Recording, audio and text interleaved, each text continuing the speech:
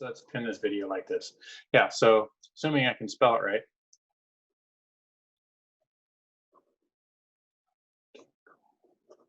It's theoretical characteristics. Is that showing up? Yep. Yep. Did you pin that video too? Yeah, I meant to, yeah. Does it show pin for you? Yeah. Good, okay, good. Of a measuring device. And this, Kevin, fits into the category of the sort of thing that many of us know. In fact, I think all of us know this already. We just don't ever think about it. And so it's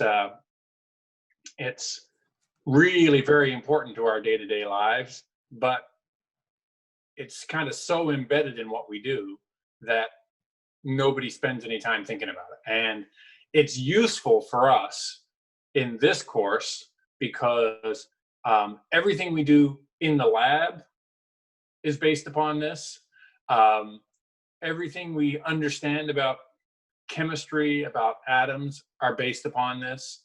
But frankly, every time you and I go to a grocery store, every time we buy something, every time we sell something, many of the conversations we have, they're really centered around understanding this. But nobody ever talks about it. So this is really a little piece of a bonus that you're getting that we have. So, but the way to get to it is not just to list out those theoretical characteristics. The way to get to it is, I think, to look at some bad examples. So here we go, Kevin. We're gonna do some measuring. All right. So, and because it's so much more convenient than anything else, we're gonna measure this the edge of this piece of paper here. Okay. Yeah. And I brought some rulers, because rulers are good for measuring. And so let me slide this ruler in here next to this. There we go. Okay, there we go. There's my ruler. And it's 1 cubit long. How useful, tell me, is that useful for measuring the length of the piece of paper? It's less than 1 cubit, I guess. Okay, sure. So it's less than. Oh, I left it. You're good. Yeah, thanks. It's less than 1 cubit, right? What does that tell you about one of the characteristics of a measuring device should have? It should probably have intermediate marks, you know, like maybe a halfway point and a quarter.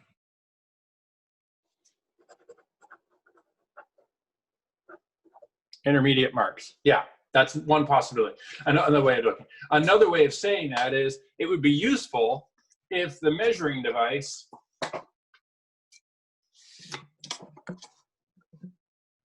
was shorter than the thing we're actually trying to measure.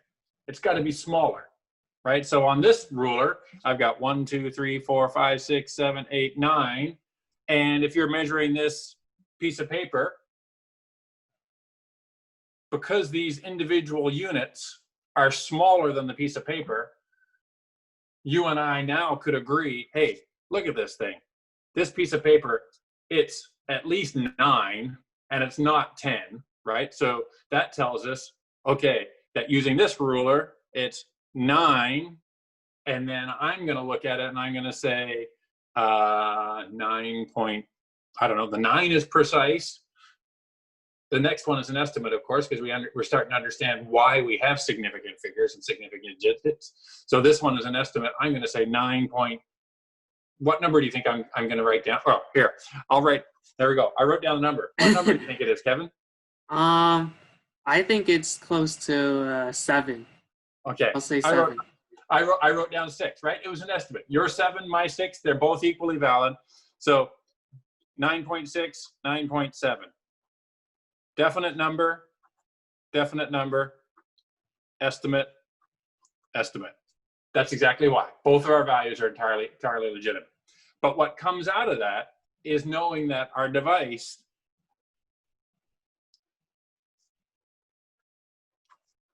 must be smaller than the thing we're measuring.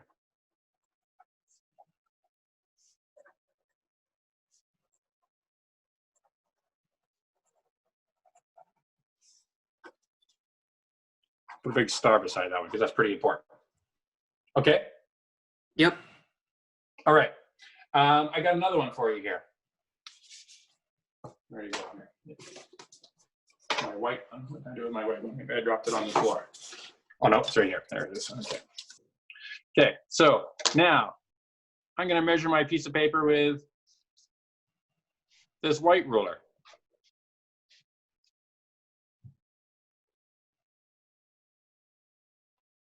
I don't know about you, Doctor.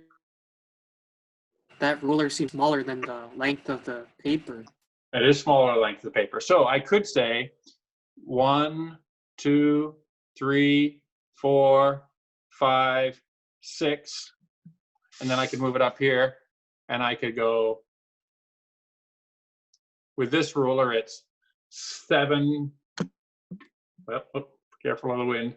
It's 7 point something or other, right? 7.2 or something like that. What do you think about the edge of this ruler? Does that bother you at all? That the ruler isn't straight at all? Like the ruler isn't straight. It's an issue, right? I mean, it kind of curves around, right? So if I was going to measure precisely along this edge of this paper, I'd have to go like this and kind of shovel it over and then kind of get around this jog to make it line up there, right? Imagine if I was measuring something that wasn't straight and I was trying to do it with that, right? At least the edge of my paper is straight. But if I had measuring something that was not straight with a ruler that's not straight, it's pretty tough, isn't it? Yeah. Okay, so that's an issue, right? So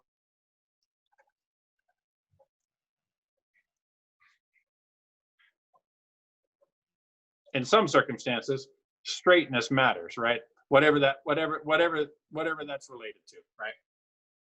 Yeah. I got another one. Check out this. I was back in the garage and I found some extra old fuel line. This fuel line is apparently 36 inches long. So I pulled it out of the container and I marked some gradations on it. Can you see them along there? Yep. Okay, let's just slide this over. Now, if I want to measure this piece of paper with this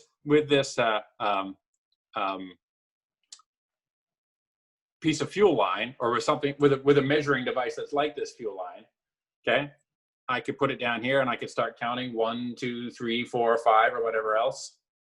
Watch what happens in a second here.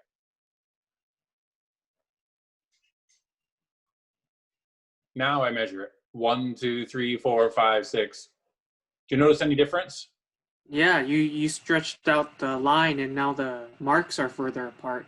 Yeah, so I stretch it out. If I pull too tightly on my device, if my device can be if I can't count on the divisions on my measuring device as being regular, then I've got some problems too. So that's another issue.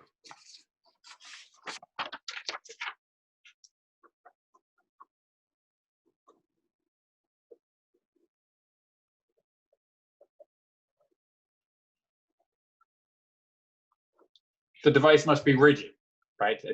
Or it's got to be regular. It's got to be reliable. It's got to be repeatable.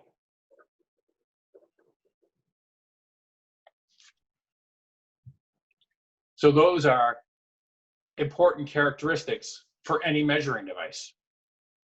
That if you can't use it over and over again, and the gradations aren't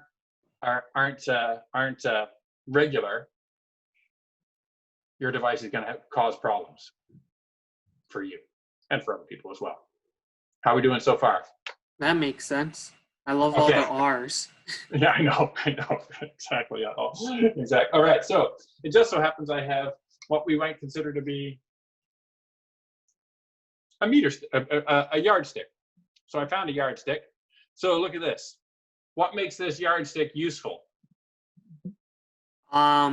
Well, with the one on the paper, the characteristic we see on the piece of paper, you can't really stretch that out.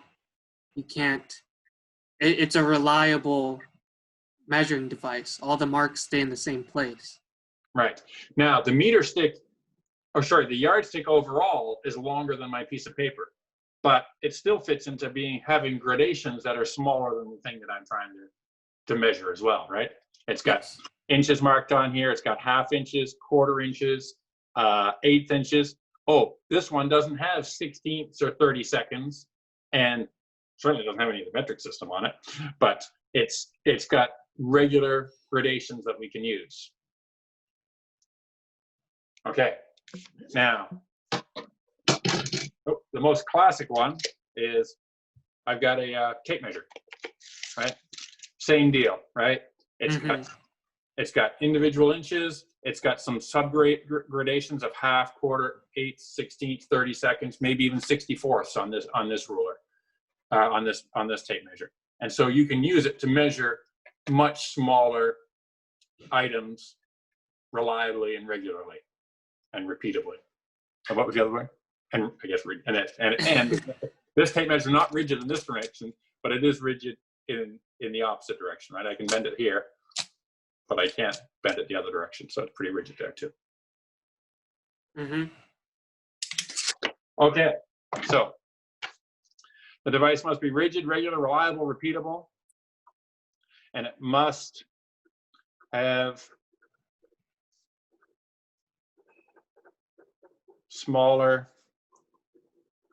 gradations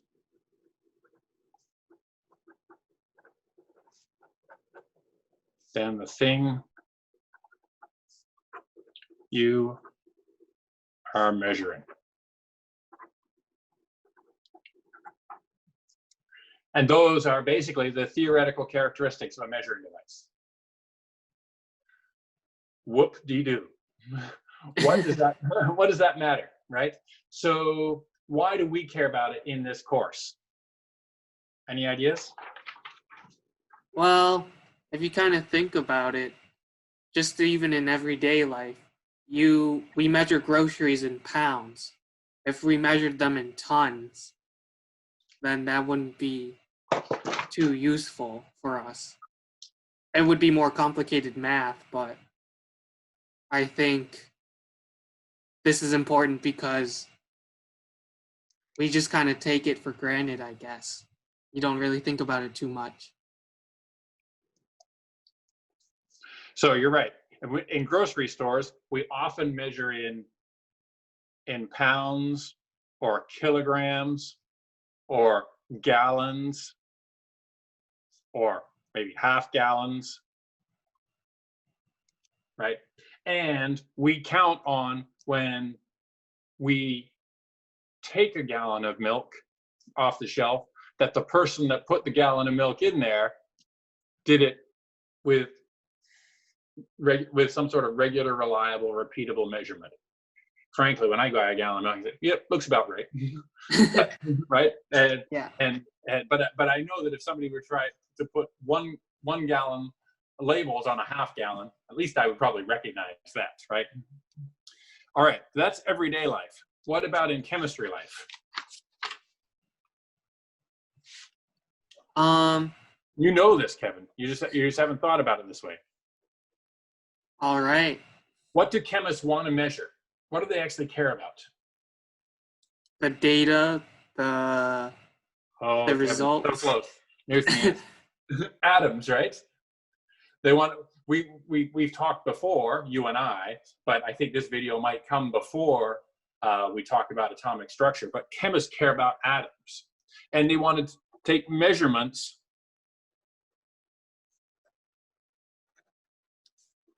of atoms and molecules. I think you'll agree with that. That's what chemists care, right? at least you're on board with that. All right, so for the $64,000, take a look. If we're going to measure atoms and molecules, our device has to be rigid, regular, reliable, repeatable. It's got to have gradations that are smaller than the thing that we're actually measuring. So what in the HE double hockey stick can we use to measure atoms and molecules that will satisfy those two criteria? I'll give you a hint. I didn't figure this out until I was nearly 40, which is about nearly 14 or 15 years ago. So if you're not 40, you're again, you get this today, you're ahead of me.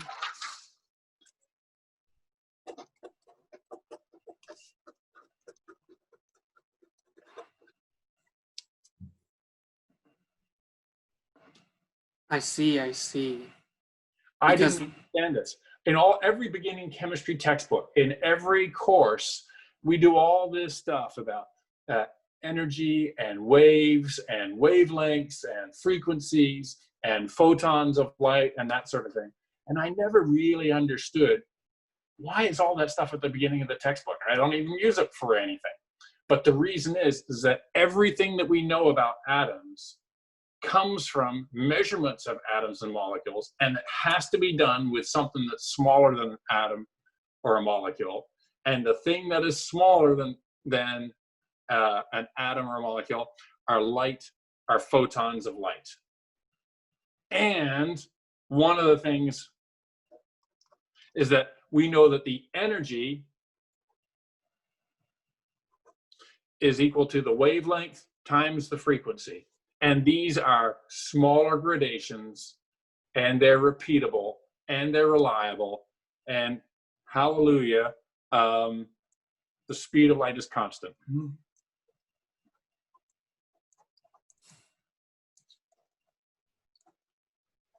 So if the speed of light is constant, and then we know something about the frequency and the wavelength, we can figure out the energy. And so by using light and shining it on atoms or specific wavelengths and frequencies of light and shine it on atoms and molecules, we can induce changes that we can then measure, and that will tell us something about those atoms and molecules.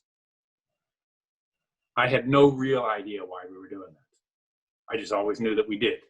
That's what chemists do. They worry about light and photons and that sort of thing. But it's not until maybe 15 years ago I finally figured out, oh, now I kind of get why we're doing that. 15 years ago, I wouldn't have been able to understand any of this. So Well, I'll spot you that. I'll spot you that 15 years ago. But I also don't think that you're close to 40 years old, meaning that you're going to get an extra 10 or 15 or 20 years of bonus usage of this this piece of knowledge that I didn't get. So that's why we worry about energy and the energy of the orbitals and the transition energies between those orbitals and that sort of thing, because the amount of energy and the light that it uses to make those transitions tells us something about some measurements about those atoms and molecules, and then we can infer and learn something about it. But it all starts with my crappy rulers. they don't look awful. They look fine. Well, thank you. That's kind of you to say, but they're pretty crappy. I guess to your the characteristics, they're pretty crappy. Yeah, exactly. Next to the characteristics, they're pretty crappy. Exactly. Yeah. So the last thing I wanted to say about this is that if you're a chemist, this matters a lot. If you're a physicist, this matters a lot. If you're a biologist or a doctor or some other scientist, this only matters a little bit, and it only matters indirectly, right? Because you count on other people having taken care of some of these things and I mean, you and I have managed to function a lot of our lives not really worrying about this very much, right? So for biologists, doctors, pharmacists, lots of these kinds of people, it only matters indirectly. But to citizens, to everybody in this class, it matters a ton. But it only matters a ton if you want to have a functioning society and you want to have functioning commerce, right? I mean, if I go and I pump a gallon of gas into my car, I want to know that I'm getting a gallon or something really close. And then when you go to a gas pump, you'll see that gas pump has got an inspection sticker on it that says that somebody came along to check to make sure it was delivering the right amount. If you want to be sure that you're buying, that you're getting the amount of food that you're paying for, then sometimes in some parts of grocery stores you weigh it for yourself, right? Otherwise, you're counting on somebody at the